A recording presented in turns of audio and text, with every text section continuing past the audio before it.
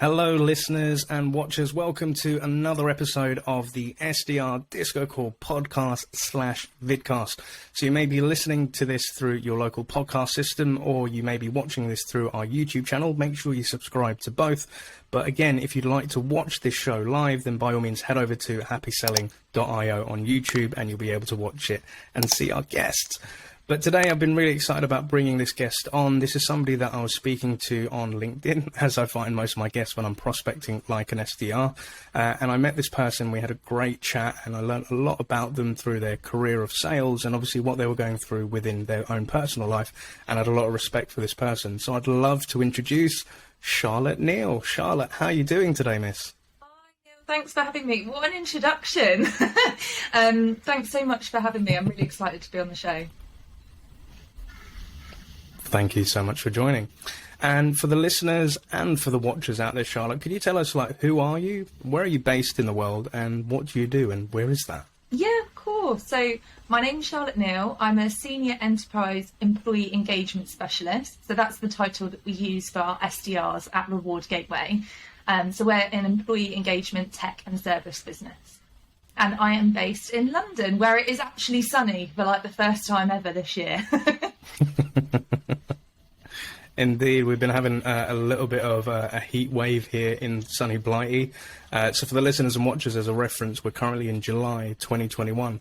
And with Reward Gateway, what do you guys do at a high level, Charlotte? Yeah, so at a high level, we create solutions for clients like McDonald's, Tesco, Burger King, O2, Vodafone, Sky, and we support them with creating platforms that enhance employee engagement in their business. So housing everything from their benefits to their well-being, their recognition, and their employee communications. And then the service part of that is that we build a partnership with them and work with them over long periods of time to help support the rollout of that and make it really effective. I love it. So I'm in a kind of similar world, and I've been in your world before. So as I said in the last meet-up, I definitely need to pick your brain in the future for employee engagement and comms. But we can take that offline. But also just in general, outside of sales, what kind of things do you like to get up to, and kind of what floats your boat, Charlotte? Yeah, so I found a real love for fitness actually over lockdown. So hired a spin bike, been doing a lot of classes with that. I also play netball, but we're not playing at the moment. And our team name, which is hilarious, is the Netspresso Martinis, which I can't take credit for, but I enjoy it a lot. And I love that. What do I get up to? I really love live music, which obviously has hit me quite hard over lockdown. So I like going to a lot of festivals, gigs, live music with my friends. I'm also quite into fashion and shopping and shoes, like most women. I love it. Well, thank you for giving us an insight as to who you are and where you're based in the world. I'm really looking forward to today's show and kind of helping inspire other SDR listeners and watchers out there. So in terms of your career, so again, for those that are listening in, but for those that are watching, we're going to just quickly share our screen to visit Charlotte's lovely LinkedIn profile, just to give a bit of an idea as to kind of your journey to date. So obviously, looking through your LinkedIn profile, and I love the branding on this and the profile picture, what we can see is obviously you've studied Say again? Sorry, I didn't mean it's a new one. It's a new picture, thank God. I did it just in time for this podcast. I love it, absolutely love it. But as we can see, studying at university, multimedia journalism, and you actually have been a presenter, and I'm a little bit intimidated, so please give me any coaching notes at the end of the session today. But you've been a presenter, you've worked in media companies such as NewsQuest, you've also been a content editor at Reach PLC, you've been an online reporter for the Daily Mirror, and then you've come into the world of SaaS tech as an SDR. So again, Charlotte, for our listeners and watchers, please could you walk us through your journey of where you started and how did you get here today? I know, it's such a random transition, isn't it? And I think that anyone looking at that would be like, how on earth have you gone from being a reporter at the Daily Mirror to working in SaaS tech? But I think for me, actually, the skills are quite transferable, and that's something that became apparent to me quite quickly. But being a journalist was always the dream. Had a big goal of being a Sky Sports presenter. So cliche, but that was the goal. And I did some presenting stuff while I was at uni. I studied multimedia journalism. I did some stuff with AFC Bournemouth while I was at uni, which was really fun. So I did a bit of presenting stuff with them. And then, Nice. So when I came out of uni, I started working as a junior reporter for my local newspaper at home. The Southern Daily Echo gets a bit of a shout out, Hampshire Chronicle, and worked there for a while. Just kind of worked my way up through the ranks in local journalism until I was an editor, and then I got a role at the Daily Mirror. But yeah, it kind of, I was a journalist for I think maybe 4 years, and over the time that I'd studied and then worked as a journalist, the role had really changed into something that wasn't really what I'd hoped for anymore. And it's not to say it's a bad career path, it's absolutely not, but I just think for me, because I'm a sensitive little Sally and I can admit that, I just found it quite challenging because a lot of the time, there was stories that were quite hard to cover, like gruesome murder cases. I was going to court and covering like some quite nasty kind of stuff, and it really took a toll on me, and I got quite ill. So I kind of had 3 months where I was really unwell, like nobody could really figure out what was wrong with me, and I just thought, I think I need to have a look at different things in my life and like where I can make a change, like really give myself a better chance of not being sick all the time and having a really happy and healthy career. I was dating a guy at the time who was doing some video stuff for Reward Gateway and still does actually, and his little sister worked at Reward Gateway, and they both kind of said to me, look, there's this role going, you should look at it because the skills that they list, you can do all of that, and you are doing all of that already, and you should have a think about it. And I was like, oh, okay, that's interesting. Yeah. My dad works in sales and marketing. My granddad worked in sales, so it was kind of in my blood. And I thought, I've always been interested by that. Like, let's give it a crack. And that's kind of what happened. I absolutely love it. So I think there's some definite points I'd love to pick up on is so obviously like studying journalism and obviously being like a reporter and like covering topics in the world of media. And you kind of thought in the early days, these skills can be transferable, and 100% I agree, because I think at one point when I was a coach and trainer, I was saying like with SDRs, we are kind of like reporters, like we're researching companies' accounts to find out what's going on in their world. And then we're taking that information to, personalize messages and reach out to people. And from there, we're kind of reporting on what we're seeing in the industry with other companies, with other personas, and kind of like how other companies are acting towards this. And we're evangelizing the product, but not so much as a product, but, the news, the gospel of what's happening in the world of perhaps, employee engagement. But like with yourself, with these skills that you've taken from journalism, what kind of stuff what transferable skills have you taken that you still kind of use today in your SDR role? Yeah, that's a really good question, actually. So I think a lot of it is, how personable you can be with people and how you can be authentic as a person, because a lot of the stuff that you do in journalism when you're interviewing people who maybe are going through a hard time or, they have an interesting story to tell, like you said, it's about making people feel at ease in a way that they can open up to you and tell you stuff that's really important. And I think that there's a knack to that which works for both journalism and also as an SDR. So I think that's the main one. But another thing that I think is very transferable is the writing element. So I love to write. That's my favourite thing. And I've been able to transfer that and write really creative outbound emails, which I think have helped me quite a lot. So I'd say that the writing part of it is part of that, but also, my understanding of social selling. I think, using my social media skills to transfer it into social selling is something that's been helpful.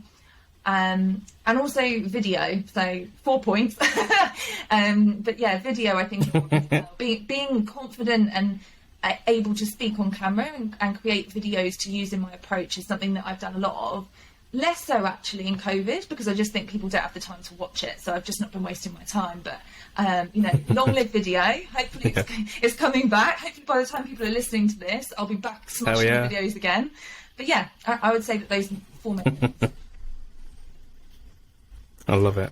And like you say, with like taking these skills of like presenting and also being on video, for a lot of SDRs that I work with or come across, there is that fear element of getting on a camera and being in front of somebody and sending out these videos. And it's a topic that we have covered in quite a few shows, but from somebody that was, doing it in a different profession and then coming here, how did you get over those nerves of speaking, recording, and then putting yourself out there? How did it work for you?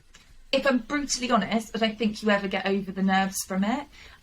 You kind of have to feel the fear and do it anyway. And I think if you're not doing things that scare you, you're probably not growing. So it's good, I think, to push yourself in that sense. I've never got over the nerves. I always get just before I'm about to record, and it's like, right, game face. It's way more terrifying doing live stuff. So like, for example, I did the Bournemouth Air show and absolutely catch my pants prior to that, and that was terrifying. So I think I'm never going to get over it. It's just finding ways of managing it. So having a sip of water. You were saying to me before we came on the show, if your mouth goes dry, have a sip of water, swill it around your mouth, gives you a fresh voice. Take a minute, like count to 3, breathe, just all of the cliche things that we're told to do, but they do actually work. Indeed, and I always get nervous like before coming on a show and an episode as well, and recording videos. And I agree with you, like you never get over it, but I think the more you push yourself out your comfort zone to do it, it becomes natural. You kind of know what to expect, and I think it's that uncertainty of the unknown of how is it going to be received. But at the end of the day, if you don't try, you're never going to know, right? So 100% agree with you. Well, and also like coming back to like with 100%. And with, obviously, mental health is something I'm a big advocate of. And you were kind of like saying that when you're going through your career and you're in the media, you're reporting on topics that, can affect you as well. Yeah. Could you elaborate a bit further as to like what was going through your mind and like how you were managing it? Yeah, so I'm always really honest about this. So, it was quite difficult reporting on people being murdered, raped, mutilated on the daily.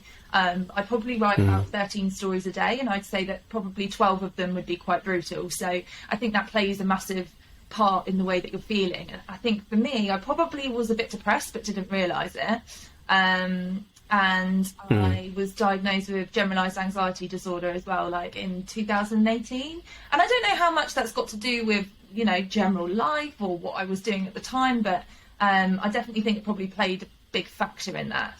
As well as like lifestyle stuff as well. So like, sometimes I started work at 6 o'clock in the morning, and then the next week you'd start work at 5 p.m. So it does mess with your mind a little bit. So just lots of different factors, but it was quite brutal. Yeah. No, I can almost relate to an extent, because I am somebody that has suffered with depression. I've like had help with it and stuff. And again, I'm never ashamed of it. I think, to talk about mental health is a sign of strength. But I remember like in my career when I was working within local authority, and I was like a housing benefit officer. So I had to meet a lot of people from the public who would come in to seek state welfare. And I heard a lot of horror stories. And I remember doing this like for 4 years, and I'd see people that lost their homes, people that lost family members, or, their business has completely gone under, and it's really messed them up, and they're looking for support from the local authority to help them with their housing needs. And sometimes I would be able to help them, sometimes they weren't qualified.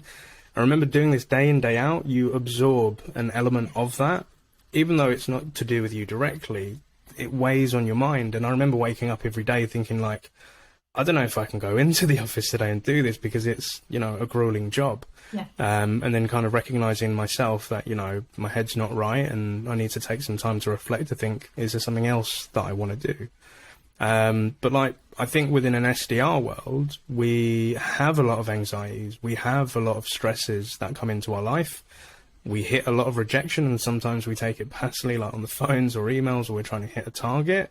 And I'm even working with some SDRs at the moment where, we're worried about certain things. We're worried about how is stuff going to pick up? Are we going to hit our targets? Are we going to be able to do this? And I had one SDR saying, like, Neil, how do you deal with stress, with targets and pressure and all of this? And obviously I can give my 2 cents in, but for somebody that, has gone through anxiety, that has had stresses and stuff, and perhaps you face these today, how do you handle it, Charlotte? And are there any tips that you'd give to anybody out there?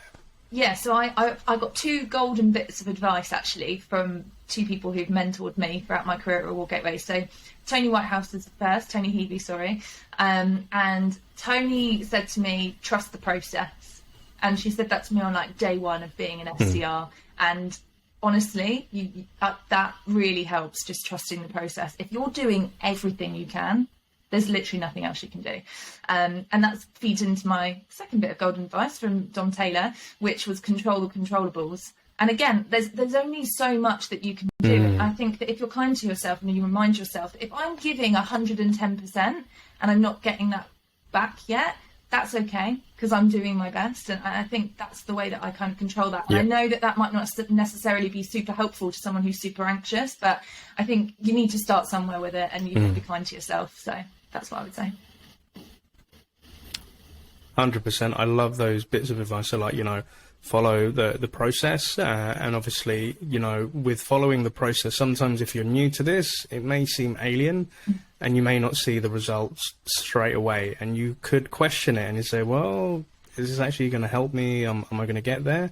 But if you're consistent with that process and day in, day out, you follow it, the results will come, because it's been like, tried and tested. But I always say to them, like, be open to those processes. Feel free to challenge it as well. You don't just have to follow it blindly. Yeah. And the second point, in terms of, the way that I was saying it to the SDR the other day is with the controllable and the uncontrollable. So at times you can't control if somebody's going to cancel the meeting. You can't control when they're going to respond. You can't control if they're interested or they're not. Or you can't control if you get ghosted, because we get ghosted a hell of a lot sometimes on emails and stuff. So I always ask myself, and especially we can't sometimes control if we're going to be able to hit that target for the month. And I kind of said to this SDR, I was like, sometimes, all right, we're at the end of the month, we're not at target, but it is what it is. And I ask myself, what things can I control? What can I do right now to help me with that, with the things that I can't control? So if it's a prospect that has been ghosted, rather than sending them another email, which, I'm not getting a response, perhaps give them a call or try to reach out to them on another channel. If I'm still waiting for somebody to come back to say, yes, I'm going to do the meeting, then I ask myself, okay, what can I do to help that prospect out? So could I send them any more information? Are there any questions or concerns they've got right now which is stopping them move forward that I can help them with? And then also, if I'm thinking about, right, I haven't hit target for this month, what can I do today to help me out in the following month? So are there any old leads from like a quarter ago where I could start reaching out today to say, hey, we haven't spoken in a while, just wanted to know, does it make sense to catch up and continue our discussions? And then other things in terms of mental health is, I'm somebody who loves journaling and writing positive affirmations every morning. But I also like to reflect at the end of the day to see, right, what did I accomplish? So even if it hasn't been the greatest day and I haven't got through to prospects, did I have a great chat with my manager? Did I have a great lunch with my work team? Did I catch up with my friends and family on a break, or, speed dial friends? And doing this consistently, like trying to set my goals in the morning, go through the day and then reflect, and, take breaks, do some meditation, eat healthily, make sure that I get, my 7 hours of sleep. These are things that may not immediately help with my anxiety, but it will help me regulate them and be more self-aware. So I think great solid bits of advice. And it is something I know that we're all stressed with, like when we work in sales, it's part and parcel of the job, right? But I think the last bit of advice I'd give is speak to people, because I think with lockdown, like me admittedly being in a room in my apartment for the last 12 months and not traveling, I haven't had that social interaction with people in the office. So I always say to my team, like, look, you can always like ping me for a Zoom or a Hangout, even if it's not work related, even if you just want to vent about how somebody's peed you off on something outside of life. I think having that opportunity to talk to people is something that can really help out with your anxieties and your mental health. What would you say? Yeah, I fully agree with that. And I think that having the opportunity to now go back into the office a bit more regularly is really helping a lot of people to feel more engaged actually in what they're doing, which I think is playing a massive factor in it. I also think, just going back to what you were saying about connecting with old leads, and suggesting like a catch up. Like, while that's great, I'd kind of try and make yourself more valuable than a catch up. So like, something that I've tried to do is make sure that in every touch point I'm adding value of some description. And I think that when I know that I'm constantly innovating in my process and I'm constantly adding value, that helps regulate my anxiety as well, because I'm like, look, there is physically nothing else I can be doing. Like, I'm doing my all. And like I mentioned as well, I'm like massive on exercise through lockdown, and honestly, it's been a game changer for me. So I know a lot of people know this already, but it's changed my world. So I think that regularly exercising and being consistent in like all areas of your life is definitely something that helps. 100%. I'm a big advocate for fitness. Like, at one point in the last few months, I was working 3 contracts at the same time, and I don't advise anybody to do that. But working with 3 different companies and 3 teams, it stressed the hell out of me. And I'd be starting my days at maybe like 6 a.m. because most of my clients are in Europe, so they're an hour ahead, and then I'd be finishing late. So I'd be waking up super extra early to go to the gym to get my energy. That's how I kind of used to see it, like a Superman thing. Like, I'd go to the gym, get my energy in, and that would carry me through the day. But I realised as of last week, and admittedly to the guests on the show, like, I had a bit of a burnout. It got to like last Wednesday last week, and I was on an online meeting, and somebody said, "Neil, are you okay? How are you doing?" You know, just generally as we do when we connect online. And I paused for a minute because I thought about that question. I was like, "No, I'm not okay." Yeah. And they're like, "What's up?" And I just said, I think I'm burnt out. I'm a little tired." And luckily that was with my manager, and he just said, "Look, do you know what? Take the day off. Mental health is important. Go take a break." So yeah, don't push yourself too much to the point that you're going to get burnt out. And I can recognize it now when it happens, and I know when to take breaks as well. And on my break, I went to the gym the next day because that's what I enjoy doing, and had a bit of fun there as well. But if it's your hobby and it's what but yeah, so like, like, do it. Like, you know, I go to spin classes after it work, is, and like, they're like a nightclub, and honestly, it gives me life. Like, even if I'm knackered from a really long day, I will still go because it just gives me that like buzz to keep going. It's so important. Yeah.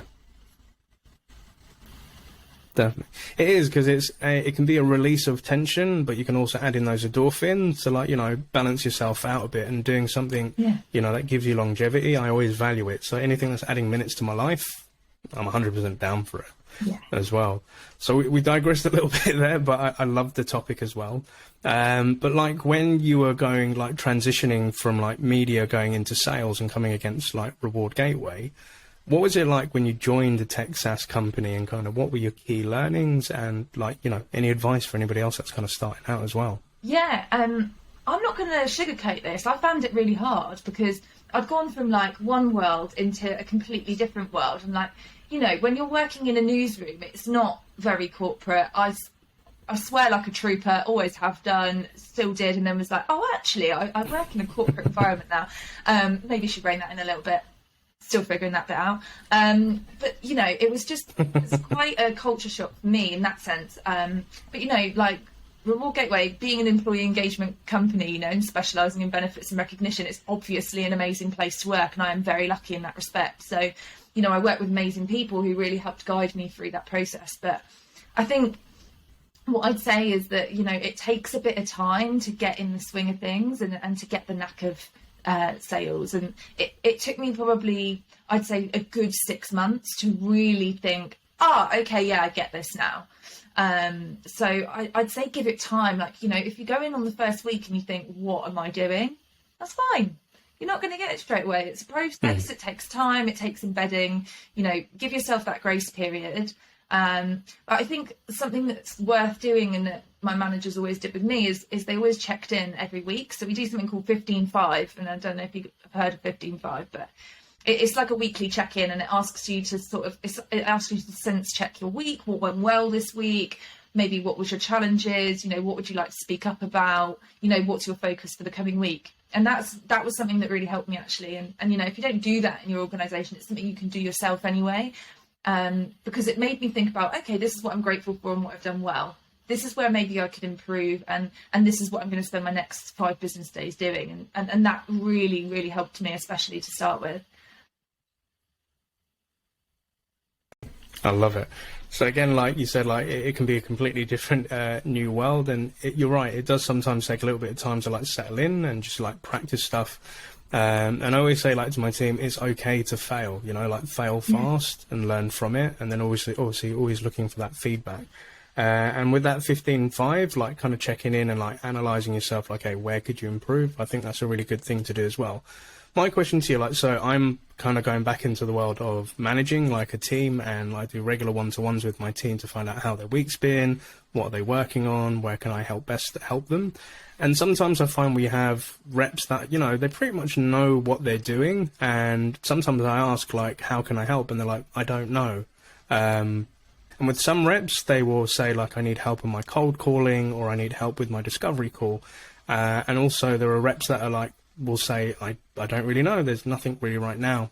And I always worry, like to your point, I always want to add value to those sessions, but you know, sometimes they can't think of where they need help, and it might not be till later in the week. But any tips for a manager, for a rep who feels they're okay, but still being able to check in how I could help them or add value? What advice would you give to me? Yeah, that's a good question. I think that, you know, there needs to be a level of self-awareness from the rep, first of all, about, you know, nobody's perfect 100% of the time, and like, you know, it is a valuable exercise to really look over your process and think where you need help.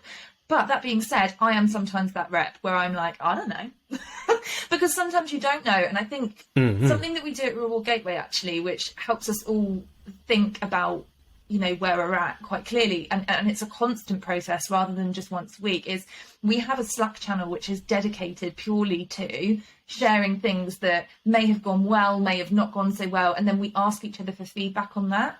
And that's a really good way of uncovering throughout the week those specific pains.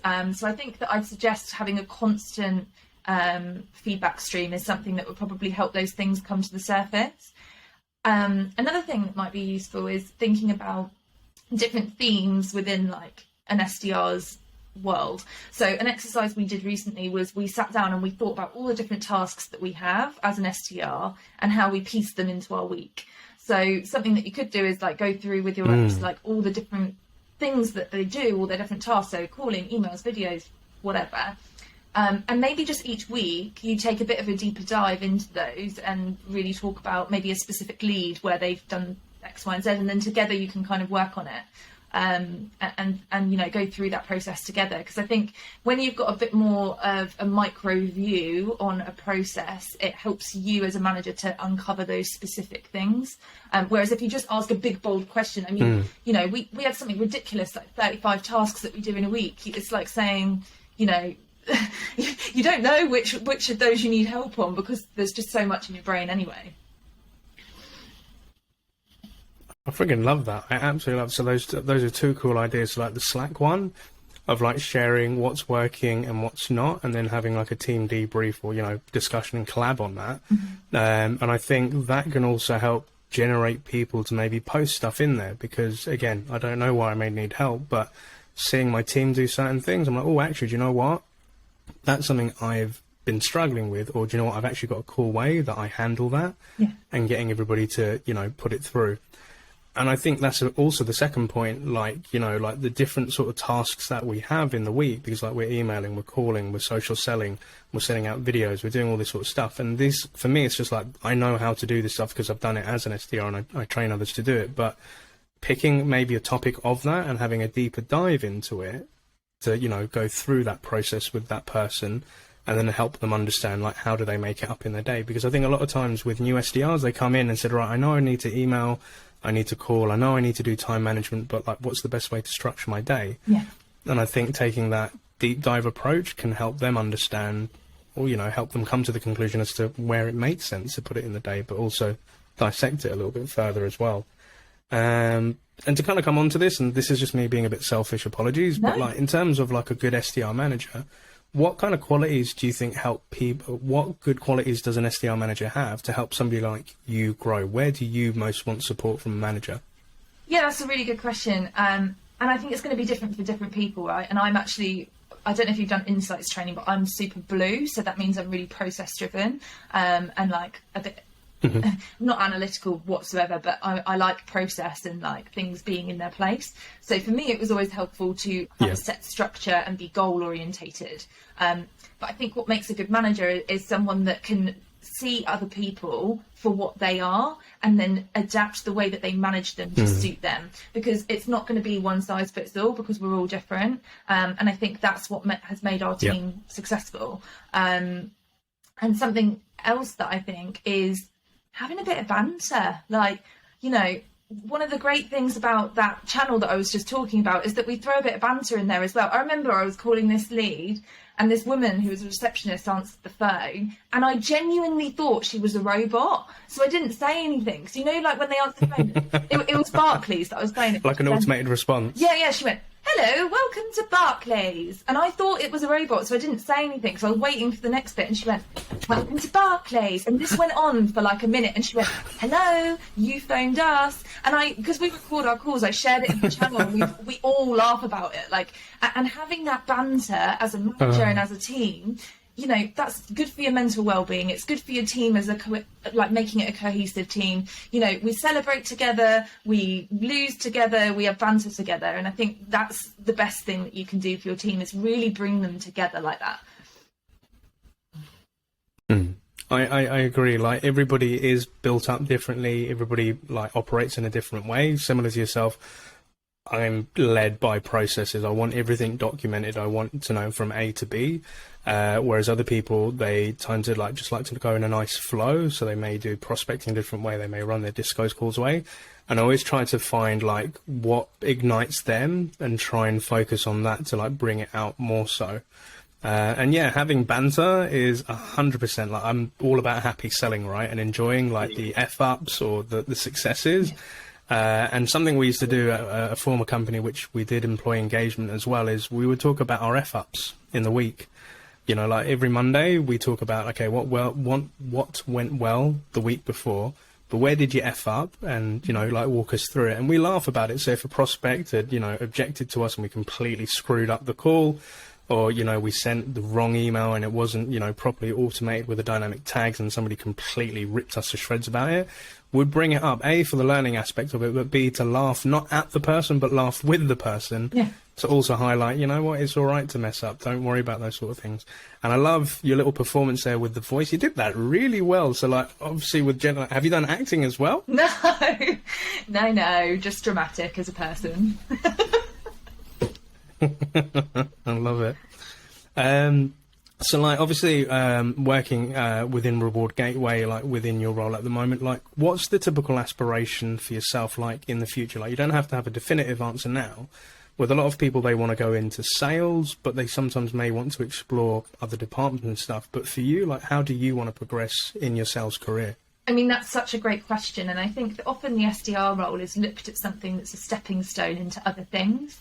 But I've been an SDR for 3 years, and I'm having the best career 3 years that I've had, and I'm really enjoying it. So I'm in no rush, but I'm also really keen to like make sure I am progressing, so making the role my own. So always looking for ways that I can innovate or do things differently, or, you know, just really maximize what's available to me in that role.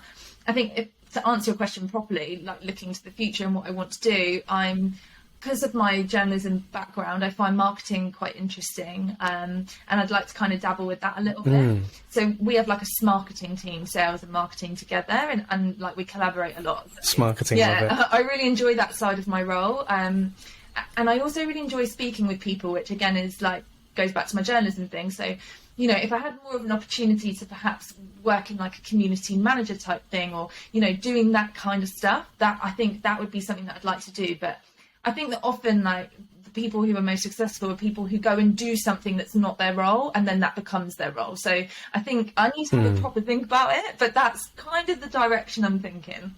Yeah. I love that. And so, again, some very interesting points in that piece there. So, like, where you're saying, like, you've been doing the SDR position, like, for 3 years, and you're really enjoying it. Yeah. I think sometimes there's this pressure, and I don't know who sets it, but perhaps companies copying other companies. But some people may say, like, you have to be an SDR for at least 1 year to 2 years, and then you have to move on to the next role.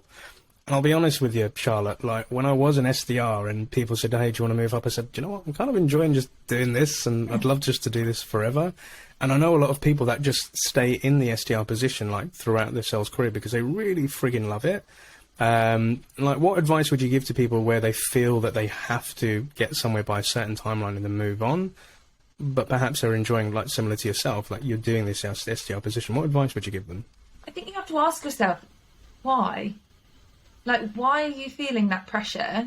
Is it something that you're putting on yourself? Is it something that other people are putting onto you? And then I think you really need to like sit down, dissect that, understand all the different things that are playing into it, and work out what is most important to you.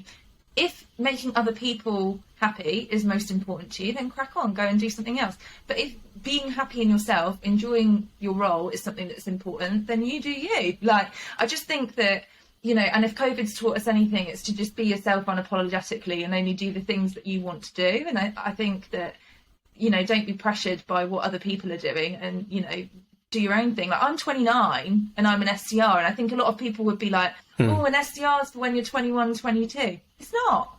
Just go and do what you enjoy and the rest will follow. And I think that if you're being authentic and doing what you want to do, then you'll be successful regardless. So I'd ignore what other people are saying. 100% legit agree with that. And I think I kind of went through it this year. So being like an SDR trainer, I get to coach people. I get to like do training and stuff like that. And then recently with the new job that I've taken on as SDR manager, my own fear was, Neil, you're a founder of a company. Now you're going back into a manager position. How is the world going to perceive that? And yeah, my anxieties hit up and like I was worried what people say, but then I realized I don't give a damn what people think that, you know, don't really know me. I just do what I want to do. But one of the like conceited reasons why I wanted to do it is because I wanted to get back into the world of actually in a company doing that stuff rather than just training them to do it. I wanted to be a part of it.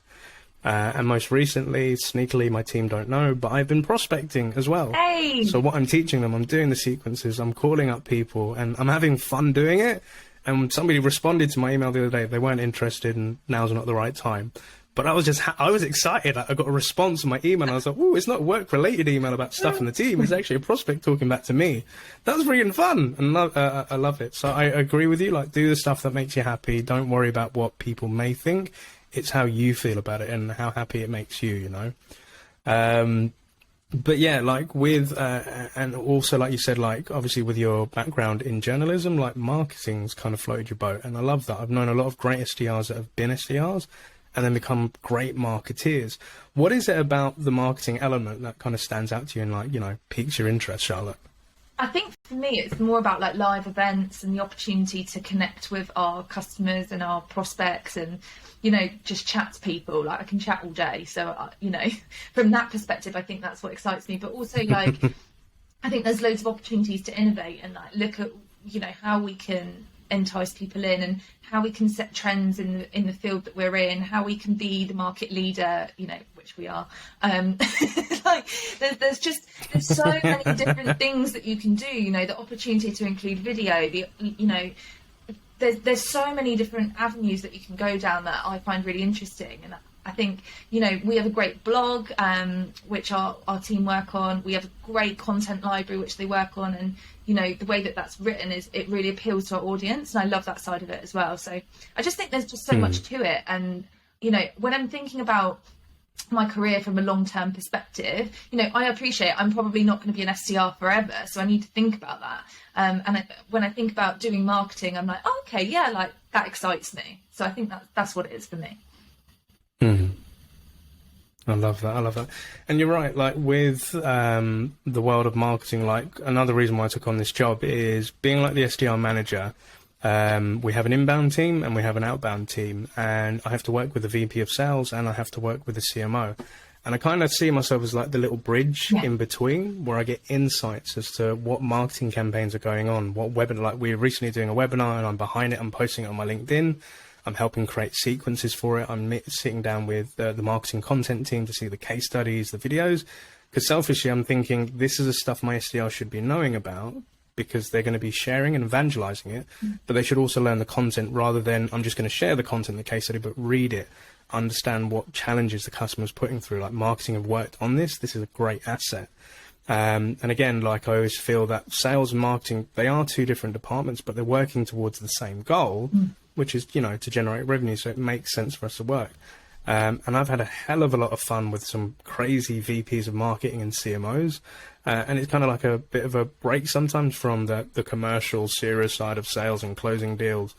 Like marketing, I can kind of see as fun. So yeah, I agree with you. And again, to guests and listeners, what my tips are is sometimes my team members say, like, do you know what, marketing floats my boat. It's something I maybe want to pursue. And I advise them, go sit on a meeting, go speak to the heads of marketing, ask them about their day. What's their day-to-day life like? What things do they get up to? Like, how did they get into marketing? Go learn about it. I encourage it. But from your point of view, Charlotte, like for anybody that's thinking about different departments or maybe going to marketing and they're an SDR today, what advice would you give to them? I think very similar to what you've just said, actually, because if you can just make yourself known to people in other departments and, be useful and do things that, yeah, okay, you're an SDR, but that doesn't mean that you shouldn't work on something with marketing, like branch out, get stuck in, offer to help, offer to do things that are outside of your job spec, and I think the rest will follow in that sense. But and that's a good way of like figuring out if it is actually something you like as well, because you might look at it and think, oh yeah, I want to do that, but actually the reality might be very different. So I think that just make yourself useful, make yourself valuable. It's what we do with our prospects, so there's no reason why we shouldn't do it with people internally as well. 100% salute on that. Love it. And also something which is kind of coming off like sales to an extent is something which is quite dear to you in terms of health and something that you've gone through in life, and something I'm always scared to pronounce because you are the expert on this, but it's something that we did want to discuss today and for you to share with. And I'm going to shut up right now, but I'd love to hand it over to you. Like, what is this topic about? How did it affect your life? And, what can you teach us about it? You chickened out of saying it. Right, so I want this to be uplifting and happy, right? And this is a story that I've shared with people I work with. And the reason I'm sharing it is because, if you're in a career that you love, like, it doesn't matter what life throws at you, you can still crack on and do well. So I was diagnosed with a condition called fibromyalgia in 2019, which is a chronic pain and fatigue condition. So, I mentioned before that I've been off sick for like 3 months, and I thought about what I wanted to do with my life to sort of help myself get a bit better. I had it then, but I didn't know. And the reason I wanted to share this today is because, there's been so many things about working in sales that have helped me stay motivated during times when maybe I've not been so well. And, it's triggered by stress. So you'd think that working in sales wouldn't be okay, but it is. It's strange. I think having a goal to work towards makes you feel more motivated, and it gives you that get up and go when you may feel rough. So yeah, I just wanted to share that with everyone. And, there are going to be people out there who maybe have been through similar, and sales can be tough, like life can be tough. It is what it is. But, working for a good organisation and keeping that goal in mind is something that's really helped support me through it. I love it. Thank you so much for sharing that insight. And you're right, I did chicken out. Could you say it for me one more time, and I'm going to say it back? Yeah, absolutely. It's fibromyalgia. Fibromyalgia. Yes. Perfect. Thank you for that. You did it. And I'm going to put some links in for our show notes, so that if anybody like to learn more about this as well, by all means go into it. Yeah. And as you said, Charlotte, like something like in life and sales and stress, we can get stressed. It can sometimes make us sick as well. But I agree with you. I've gone through a lot of traumatic things in my life, admittedly, and sales is kind of like the mentality of my sales, and what I've learned has helped me through those. And I've been able to transfer some of the things that I've learned in sales to help myself out. So I can 100% agree with you. But again, it's been absolutely great to have you on the show today, and would love to get you back as a future guest as well. But before we do go, what 3 bits of advice would you give to a younger version of yourself, of somebody who's just about to embark on this sales development career? What a great question. Okay, so I think I've already said it, but I'm going to say it again. Trust the process. I think that is the most important thing. Trust the process, trust yourself. It's going to be hard sometimes, But if you trust the process, if you keep going, keep grafting, you will get results. So that's number one. Number two, never stop innovating. I think there have been times for me where maybe I've got lazy. I can admit it. I've got lazy and I've trusted the process too much, and I've not thought outside of the box, and I've not innovated enough. So I think constantly innovating, constantly questioning, where could I tweak this to make this better? What could I do differently? Is there a piece of tech that supports this? Like, never settle. I think that's number two. And number three, exercise. Let's say that one. I think that has been one of the things that has given me the best kick up the arse. Is just being consistent with exercise, because not only has it helped me in life, it's helped me feel well again. It's also helped me massively with my mindset, and then how that plays into work. And also, you know, if you're lying in bed a bit insomniac, but thinking about your deals, if you've smashed an hour on the spin bike, there's every chance that you might just pass out and go to sleep. So that would be my third bit. I love it. So, like, trust the process, always looking to be innovating and, like, gear things up and change it up. And yeah, you know, like, health is wealth. So 100%, these are things that we can do. These are things that we can control. So great bits of advice. And are there any shout outs that you'd like to give out on today's show, Charlotte? Yeah, I've got, do you know what? I've got so many, but I'm going to give a few. I'm going to give one to Anna Mana. So Anna is my ex-boyfriend's sister who worked at Reward Gateway, who encouraged me to apply. It's changed the game for me. Thank you, Anna. I would say Well Lewis Quache and Tony Heavey, because they hired me and took a chance on me, and have been fantastic mentors. And I'd say Dom Taylor, who's our Director of Enterprise. I work directly with Dom and has been an amazing mentor, is the most patient human being I've ever come across. And it's also just great fun to work with. Absolutely love it. So a lot of sales love and shout outs there. Thank you so much for that.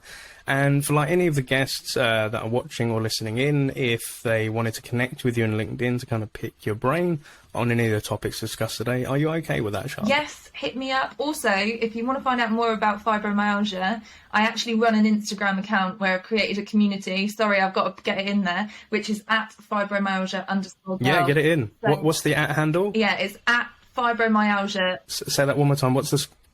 Sorry, there's a delay. It's at fibromyalgia_girl. At fibromyalgia_girl. Yeah. Okay. So also, like, after this, like, please send me the at handle, and I'll definitely put that into the show notes, and we're happy to advocate anything that you're supporting and doing. So by all means, listeners and watchers, get following. But Charlotte, it's been an absolute pleasure getting to know you and sharing your sites with the rest of the world. So thank you so much for that. And as a reminder for everybody else that's listening or watching in, make sure that you please rate us in your local podcast platform so we can get the news out there. Make sure that you also subscribe to our YouTube channel, and please share, comment and like, and get this great story out there for other SDRs around the world. But Charlotte Neal, it's been an absolute pleasure having you on board. I wish you a great week and great summer weekend, and happy selling. Thank you. Thank you so much for having me, Neil.